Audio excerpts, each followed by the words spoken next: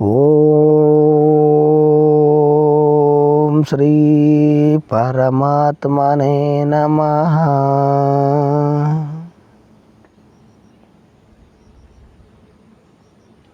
गंगोत्री यमुनोत्री से रामेश्वर तक पैदल यात्रा थी। कैसा हुआ? मैं चारधाम यात्रा करते हुए ऋषिकेश, नंद प्रयाग, देव प्रयाग, कर्ण प्रयाग, विष्णु प्रयाग ऐसी यात्रा करते हुए गंगोत्री गोमुख पहुंचा। गंगोत्री गोमुख में पहुंचा।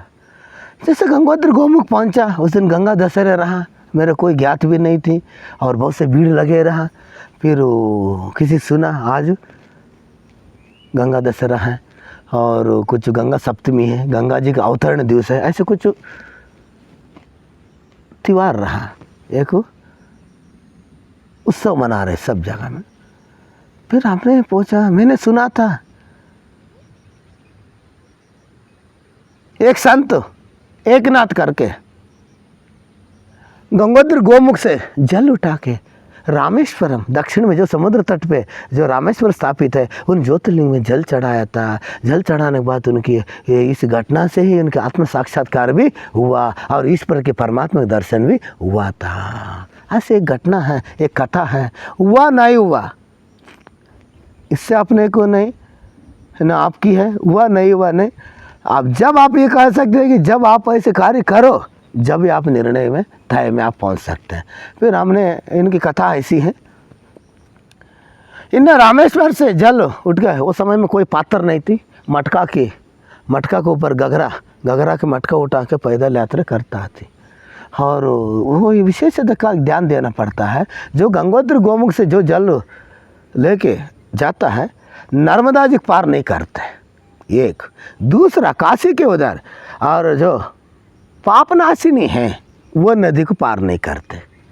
और इनको बचाते हुए, नर्मदा जी को जोड़ते हुए और काशी आते हुए, और बक्सर जिला में है वो पापनाशिनी, वो नदी को बचाते हुए, जैसे नर्मदा जी को बचाते हुए छत्तीसगढ़ अमरकंटक होते हुए अंबिकापुर से उड़ीसा जाना पड़ता है। उड़ीसा से फिर आंध्र प्रदेश से फिर तमिलनाडु से आप रामेश्वर तभी पहुंचना होता है। एक आज की एक नक्शा है। जैसी हाईवे रोड बनी है, वो पहले भी ऐसे जाता है। कोई व्यवस्था नहीं थी। महात्मा लोग ऐसे ही लोग एक मटका सिर पर रख दे, कितनी परिश्रम उठाए। वो समय में रास्ता नहीं थी, खाने पीने को भोजन भी नहीं थी। ऐसे समय में ये लोग क्या करता थे, जब ये लोग 4-5 रहा साथ में महात्मा लोग रहने के बाद ये लोग जल उठा के पहुँचा रामेश्वरम। जैसे रामेश्वर मंदिर पहुँच ही रहे, समझ लो उसी क्षण में एक गधा, गर्मी का मौसम थी, जैसा मंदिर सानिध्य में दिखाई रहे, जो मंदिर की शिखर देखने लग गए, दर्शन होने लग गए। ये सभी महात्मा लोग हर्षित हो गए। चलो रामेश्वर आ ही गए। जैसे हर्षित होने लगा, हर्षित होने के बाद खा हो गए। जैसे ये गधा बिल्कुल तड़प रहा है, धूप में तड़प रहा है। किस लिए? पानी की प्यास के कारण तड़प रहा है।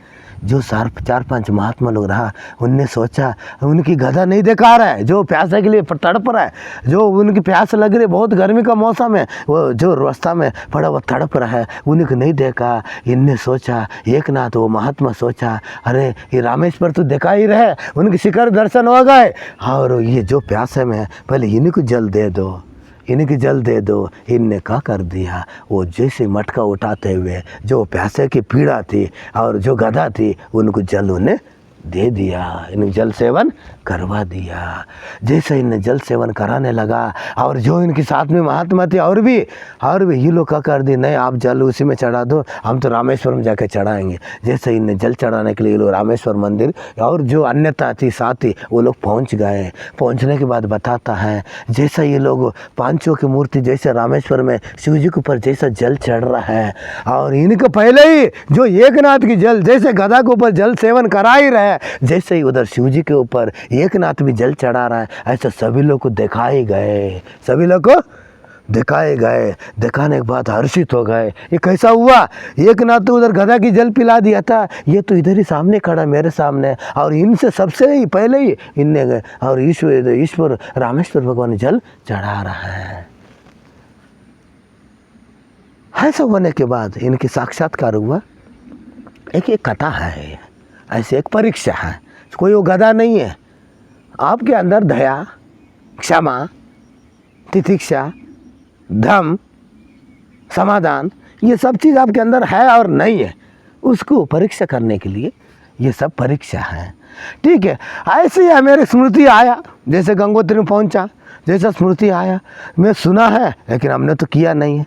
जैसे हमने गंगोत्री से 18 किलोमीटर दूर गौमूत्र पहुंचा, और जैसा गोघाट, जहाँ जहाँ गंगा जी के प्रहार निकल रहे हैं, जैसे गोमुख है, गोमुख बर्फ़ के अंदर से निकल रहे जल, उधर जाके हमने सोचा बार बार नहीं आते इधर, बार बार नहीं आते। जैसे बर्फ़ के पानी थी और एक बूंद शरीर के ऊपर डाले, स्पर्श नहीं कर रहा है, वो जैसे बूंद डालता है वो गोल बन के निकल जा रहा है। इतनी ठंड है, ठंड के मौसम में, और बहुत बर्फ़ के पानी रहा, इतना दूर आया, बार बार नहीं आते।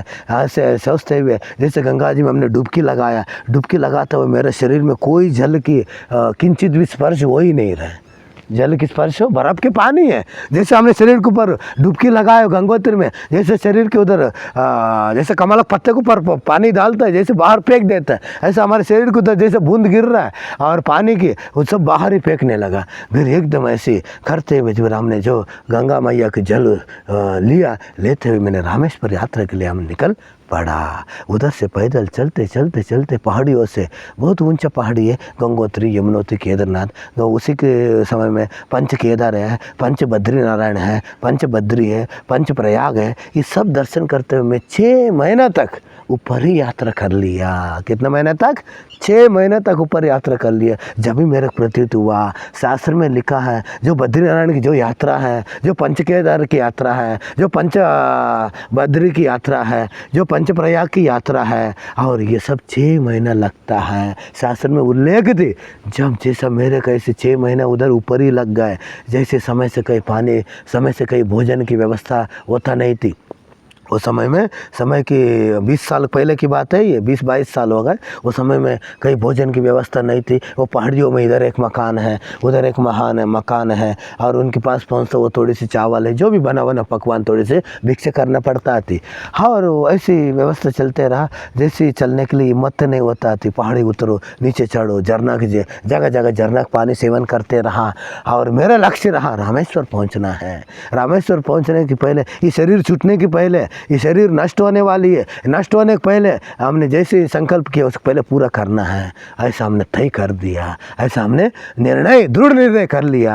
रास्ता में कई लोग, महात्मा लोग मिला, महात्मा जी रामेश्वर रास्ता जाना है, बहुत कठिन है, सालों घंटे लग जाएगी, आप निर्णय करो। महाराज मेरे कोई चिंता नहीं है, मैं उन्हीं के लिए है, मेरे शरीर, तन मन शरीर उन्हीं के लिए अर्पित कर दिया है। 1 साल लग जाए, 2 साल लग जाए, मेरे कोई चिंता नहीं, 12 साल क्यों ना लग जाए, मेरे कोई फिक्र नहीं है। जैसे हमने रास्ता निकल पड़ने के टाइम, नारायण क्या बताओ, जैसे पहाड़ी के उतर गंगा किनारे किनारे पैदल, कई पहाड़ों में, कई पत्थरों में घूमते हुए, गिरते हुए, उड़ते हुए आया। तुम उधर कहीं मेरे कुछ नहीं, तुम्हारा ना देवी देवता दिखाया हो, तुम्हारे कोई सिद्धि दिखाया हो, कोई मंदिर दिखाया हो, तुम्हारे श्री कृष्ण दिखाया हो, तुम्हारे राम जी दिखाया हो, तुम्हारे सप्तऋषि दिखाया हो, ऐसा कोई नहीं दिखाया।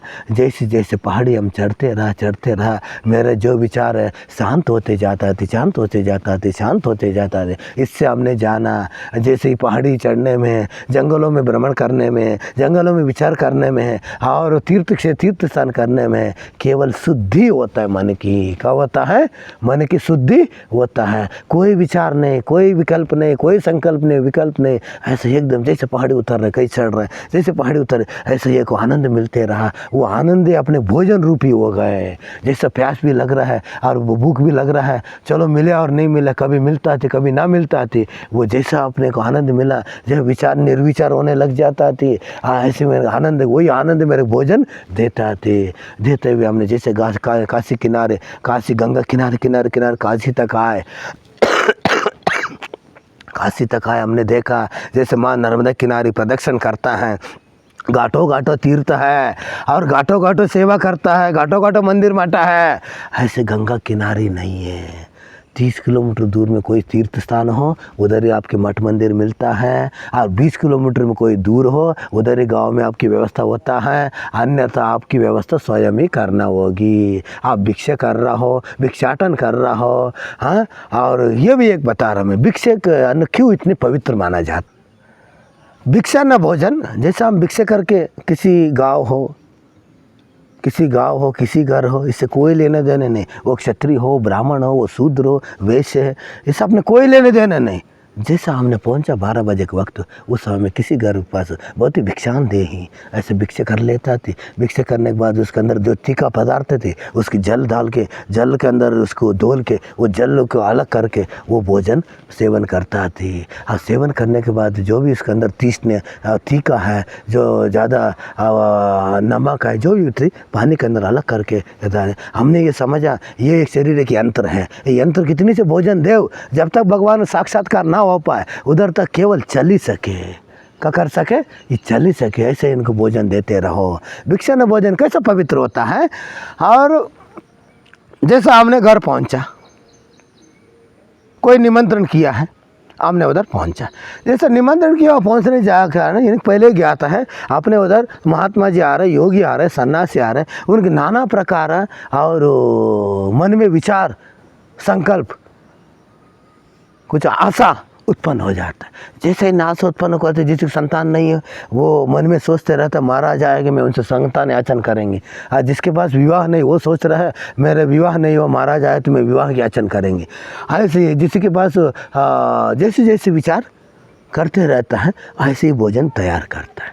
जैसे ही भोजन जैसे विचार कर तैयार करता है वो भोजन में वही विचार सब भर जाता है। फिर वो भोजन महात्मा जी करेगी, फिर ऐसे विचार से इन्हें बोलने लग जाता है। और शुद्ध भोजन, भिक्षा न भोजन में इसलिए शुद्ध कहा गया।